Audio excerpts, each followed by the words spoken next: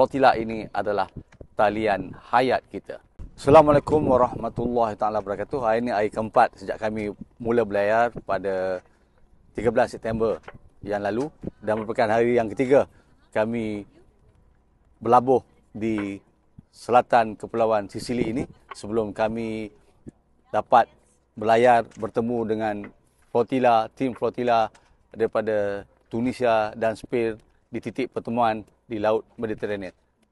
Doakan kami dapat berlayar meneruskan misi ini kerana misi Global Sumut Flotilla inilah yang menjadi talian hayat untuk kita menekan rejim kepada bangsa-bangsa bersatu, kepada kuasa-kuasa besar dunia untuk menghentikan genosid, runtuhkan sekatan, seterusnya membuka koridor bantuan kemanusiaan.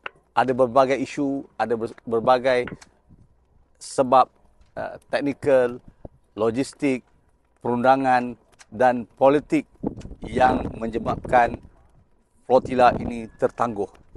Tapi apa yang penting adalah semangat kami untuk terus berlayar. Hasbunallah wa ni'mal wakil wa ni'mal maula wa ni'man nasir.